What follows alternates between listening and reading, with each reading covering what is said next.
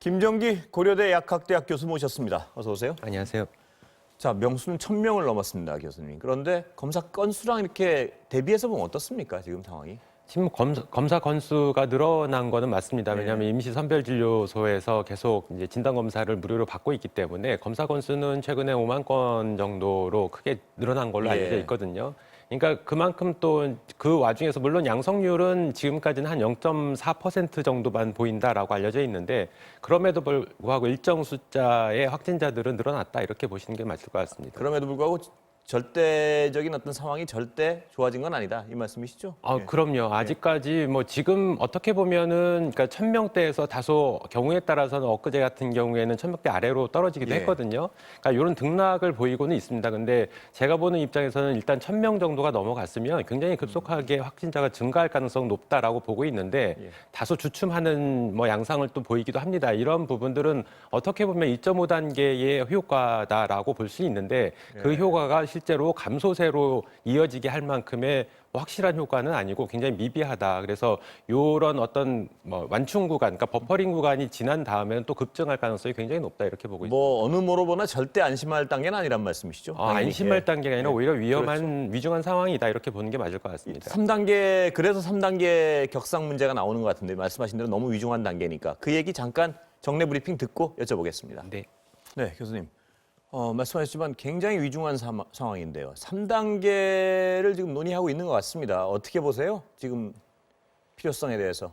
일단 뭐 방역적인 측면만 고려를 한다면 당연히 3단계로 격상을 시키는 게 맞겠죠. 근데 방역적인 측면뿐만 아니라 경제적인 여러 가지 여건들을 같이 고려를 하다 보니까 이제 정부에서도 굉장히 고민을 많이 하고 있는 것 같은데 일단 뭐 제 개인적으로 봤을 때는 3단계 격상은 당분간은 좀 힘들지 않을까라는 생각은 하고 있습니다. 근데 이럴 경우에는 적어도 지금 2.5단계 수도권 2.5단계에서 플러스 알파로 뭔가 추가적인 좀 효율성 있는 대책이 나와야 된다 이렇게는 보고 있습니다. 예를 들면 뭐가 있을까요? 그게? 그러니까 가장 중요한 거는 전문가들마다 입장 차이가 조금 있는데요. 그렇죠. 제가 보는 견해에서 가장 필요한 부분은 일단 마스크를 벗게 되는 환경들에 대한 관리가 필요하다라고 보고 있습니다. 그러니까 지금 어찌됐든 뭐 백신이라든가 우리나라의 경우에는 백신이라든가 치료제도 굉장히 제한적으로 지금 공급되는 상황이거든요. 그러다 보니까 유일하게 기댈 수 있는 방안이 마스크인데 이 마스크를 벗게 되는 환경이 있습니다. 대표적으로 식당이라든가 이런 부분들에서는 점심 저녁 때 식사하실 때 마스크를 벗게 되거든요. 그러니까 이런 부분 때문에 전파가 이루어진다라고 보고 있고요. 만약에 마스크만 제대로 쓰신다라고 그러면 굉장히 감염의 우려수는 급격하게 낮출 수가 있다. 이렇게 보고 있습니다. 예를 들어서 근데 식당에서 마스크를 쓰게 한다는 얘기는 식당 영업은 하지 말고 도시락 같이 싸가지고 나오는 것만 가능하다는 말씀이시죠? 그게? 일단은 포장하고 배달하고. 그렇게 생각하시면 그렇게 될것 되면 같습니다. 실질적으로 3단계의 어떤 실시랑 똑같은 거 아닌가요, 거의? 그러니까 3단계 실시는 가장 제가 보는 것 중에 세부 항목 중에 가장 강력한 조치가 직장들에서 필수 인력을 제외한 대부분의 인력을 재택근무하는 부분이거든요. 그러니까 거의 실제로는 참여를 해서 현장에서 이루어져야 될 근무 상황들이 그러니까 올스톱하는 상황이 발생을 할 수가 있습니다. 이 부분이 가장 우려스럽고 또 하나는 지금 뭐 단위 면적당 일정 규모 이상은 영업 금지를 시키는 조항들이 들어 있거든요. 이런 부분이 3단계의 가장 강력한 조치인데 그럼에도 불구하고 식당 가서 식사를 하시게 되면 이 구멍이 뚫릴 수밖에 없다라고 생각을 하고 있습니다. 그래서 물론 이게 장기적으로 이렇게 식당 내에서의 식사 금지가 이루어지는 것이 오랫동안 이루어지면 좀 부담스러울 수는 있습니다만 한시적으로 한 2, 3주라도 적어도 수도권에서는 실시를 하면서 지금의 확산세를 빨리 완화를 시킬 필요가 있다 이렇게는 보고 있습니다. 그러니까 지금 상태를 유지하면서 식당이나 음식점 뭐 이런 어떤 음료 파는데 이런 데를 마스크를 의무화한다. 그 얘기는 다시 얘기하면 포장이나 배달 외에는 당분간은 영업을 못하게 한다. 그게 현실적으로는 제가 볼 때는 3단계로 격상하지 않는 이상 가장 실효성이 있는 어떤 추가적인 방역 지침이 아닐까라고 생각을 하고 있습니다. 백신 얘기 좀 여쭤보겠습니다. 어제 저희 MBC 보도였는데 노바백스를 추가로 협상하고 있다. 이런데 그 뭐 관련 소식을 들으신 건 없으시죠? 혹시 협상 과정 관련해서? 구체적인 사항이 지금 보건당국에서 발표가 안 됐기 때문에 확실한 건 아닌데 일단은 뭐 여러 가지 뭐 보도 자료에 따르면 현재 말씀하신 것처럼 MBC에서 보도된 바에 따르면 노바백스하고 보건당국에서 지금 협상 중이다라고 이제 얘기가 나오고 예. 있고요. 일정 부분 또 신뢰성이 간다라고 보고 있습니다. 예. 왜냐하면 노바백스 같은 경우에 그러니까 지금 화이자, 모더나 이외 또 아스트라제네카 이외에 가장 대표적으로 진척사항이 예. 빠른 그런 제약사의 백신 중에 하나입니다. 그렇다 예. 보니까 더군다나 지금 SK바이오사이언스에서 위탁 생산 계약이 맺어져 있거든요. 그러니까 아스트라제네카와 굉장히 유사한 상황이다라고 보시면 될 것 같고 그렇기 때문에 아마 보건당국에서도 노바백스를 좀 고민하지 않는가 예. 아닌가 이렇게 생각을 하고 있습니다. 노바백스 백신이 다른 어떤 화이자나 모더나 뭐 좀 차이점은 뭘까요?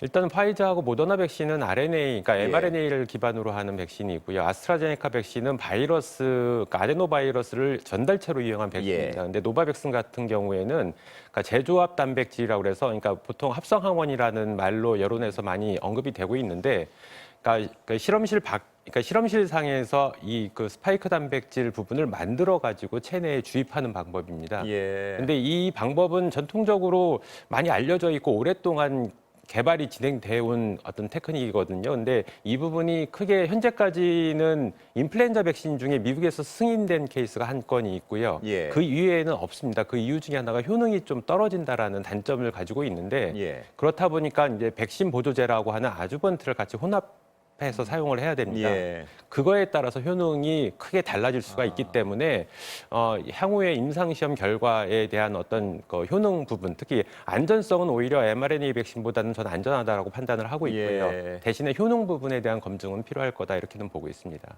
그렇다면 장점은 안전하다는 것이고요. 단점은 그 효능 부분은 결합 사용하지 않으면 좀 떨어진다고 봐야 되는 건가요? 그렇죠. 제가 말씀드렸던 백신 보조제가 과거 신종플루 때 사용된 바가 있습니다. 그러니까 지금 노바백스의 아주번트는 다른 건데 예. 신종플루 때는 이제 노바티스에서 만든 그 MF59라고 하는 거 하고 그리고 GSK에서 만든 AS535라고 하는 아주번트를 혼합해서 사용한 바가 있거든요. 예. 장점은 백신 보조제를 썼을 때에는 항원량을 줄일 수가 있고 효능이 굉장히 뛰어나게 월등히 높아질 수가 예. 있다라고 하는 장점이 있습니다. 그럼에도 불구하고 지금 노바백스 같은 경우에는 다른 플랫폼입니다. 그러니까 매트릭스 M이라고 하는 예. 아주번트인데 아직까지는 확실하게 검증이 안 됐기 때문에 이번 그러니까 코로나19 백신을 좀 개발하면서 함께 사용하면서 검증을 하는 그런 절차가 진행 중인 걸로 이렇게 알고 있습니다. 근데 백신 보조제를 써야지 효능이 확 올라간다고 말씀하셨는데 그럼 비용도 많이 올라간다 이런 얘기가 있던데 맞습니까? 그건? 맞습니다. 일단 네. 신종플루 때 그 노바티스에서 만든 MF59를 녹십자에서 한시적으로 그러니까 제한된 범위 내에서 사용한 바가 있는데 백신 단가하고 똑같다라고 알려져 예. 있거든요. 그러니까 백신이 10,000원이라고 그러면 보조제가 10,000원입니다. 그러니까 합해서 20,000원으로 시판이 될 수가 있다. 이렇게 비용 면에서는 보죠. 상당히 경쟁력이 떨어지는군요. 근데 워낙에 화이자나 모더나 백신 자체가 고가다 보니까 예. 아마 그거를 넘어서지는 않을 거다라고 생각을 하고 있습니다. 예, 비용 면에서는 아스트라제네카가 가장 경쟁력이 있고 그 다음에는 나머지는 비슷하다. 이 백신 보조제 쓰더라도 백신 보조제를 쓰더라도 화이자나 모더나 백신보다는 다소 예. 좀 저렴하지 않을까 아니면 유사한 수지 않을까 이렇게 생각을 하고 예. 있습니다. 우리가 저 화이자랑 모더나 지금 어떤 선진국 이미 접종 시작한 선진국보다 좀 늦어지다 보니까 그 특허권에 대해서 WHO 차원에서 어떤 전 세계 국가가 동일하게 그 특허권을 무시하고 만들 수 있게 한다. 이런 그 좀 극단적인 주장도 나오는 것 같은데 어떻게 보세요, 교수님 그런 부분에? 일단 말씀하신 부분이 강제 실시권을 예. 말씀하시는 부분인데요. 이 부분은 실제로 일반적인 상황에서는 작용을 하지 않고 어떤 비상 상황, 대표적으로 얘기하는 게 지금 지적재산권에 관한 협정에서 31조에 명시가 돼 있거든요. 예. 그러니까 대표적인 부분이 지금처럼 국가 비상사태, 이런 상태나 아니면 비영리 목적으로 공공재로 쓸 때나 아니면은 제약사 측에서 너무 무리하게 계약 조건을 걸을 때 예. 이런 상황에서 발동을 할 수가 있거든요. 예. 그래서 과거에 미국에서도 탄저 치료제에 대해서 이 강제 실시권을 실시한 바가 있습니다. 네. 근데 만약에 지금 코로나19 백신에 대해서 실시를 한다라고 가정을 하면 근데 과연 그렇게 됐을 때 각 개별 국가에서 그 해당 백신, 뭐 화이자나 모더나 백신을 예. 만들 수가 있느냐 이 부분은 예. 의문이 좀 듭니다. 왜냐하면 이 노하우라는 게 있고요. 그래서 요걸 가지고 다시 만든다고 해도 개발까지 걸리는 시간이 좀 있고요. 왜냐하면 새로운 테크닉이다 보니까 더군다나 임상시험을 다시 또 예. 해야 됩니다. 그러니까 시간적으로 굉장히 향후에 오래 걸릴 거다라고는 보고 있습니다. 현실성은 있습니까? 만약 개발이 가능하다 그러면 그런 조치가 아까 말씀하신 교수님 세 가지 부분 중에 앞뒤 1, 2번은 분명히 충족되는 것 같은데요. 비상사태, 그 다음에 국가 간, 예, 네네. 어떻습니까? 현실성은 있습니까? 그렇게 결정이 날? 가능성은 있습니다. 지금 코로나19 있습니까? 상황이 뭐 우리나라뿐만 아니라 전 세계적으로 다 굉장히 위급한 상황이다 예. 보니까 더구나 물량 자체가 특정 제약사에서 어떤 특정 국가, 제한된 국가에서 특히 경제적으로 어떤 부가 있는 국가들에서 다수 선점을 하다 보니까 예.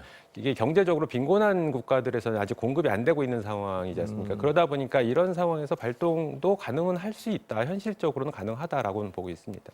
그렇다면 우리나라는 만약 그게 광재 실신권이 전 세계적으로 발동이 된다면 우리는 만들 능력은 있나요, 바로?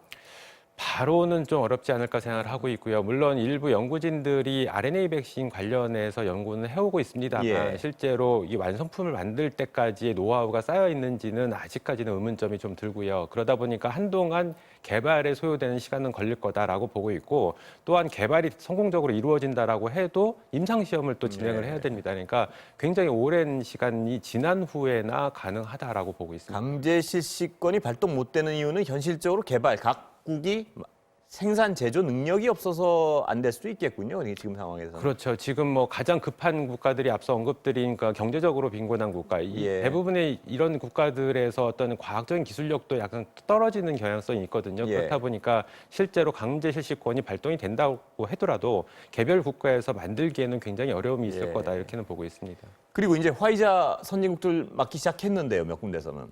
부작용 사례 보고되는데 알레르기 가진 분들 어떻습니까? 지금 보시기에 그 보도 보시면은 임상적으로. 지금 나타나는 부작용, 그러니까 모든 백신이나 치료제는 다 부작용을 갖고 예. 있는데 대표적으로 RNA 백신에서 가장 대표적인 부작용이 이 알레르기 반응이거든요. 이 알러지 반응 같은 경우에 다른 백신보다도 더 좀 중증으로 보인다라는 거는 이미 임상 단계에서 알려져 있었습니다. 그리고 특히 RNA 백신의 가장 대표적인 어떤 이상 반응이 이 RNA 백신은 체내에 들어가면 쉽게 깨지기 때문에 지질 나노 입자로 이렇게 감싸거든요. 예. 요것 때문에 심각한 알레르기 반응이 일어난다라고 알려져 있습니다. 그래서 요거는 예견돼 있던 부분이고요. 실제로 평소에 알러지 반응을 갖고 있는 분들 같은 경우에 위중한 상황으로도 발전 가능성은 충분히 있다 이렇게는 보고 있습니다. 일단 평소에 알러지 가지고 있는 분은 맞으면 안 되는 상황이죠, 그러면? 영국에서는 그렇기 때문에 예. 본인이 알러지 반응을 평소에 갖고 있으면 지금 접종을 하지 말 거를 권고를 하고 있고요. 예. 미국 같은 경우에 아직까지 이 부분에 대해서 명확하게 하지 말라 하라라고 지침이 내려온 바는 없는 걸로 이렇게 알려져 있습니다. 그렇다면 교수님 말씀하셨지만 임상 과정에서 이미 많이 상당 부분 드러났던 어떤 결점 중에 하나 같은데 지금 임상 과정에서 드러나지 않은 부작용은 아직까지 보고되는 건 없는 거죠?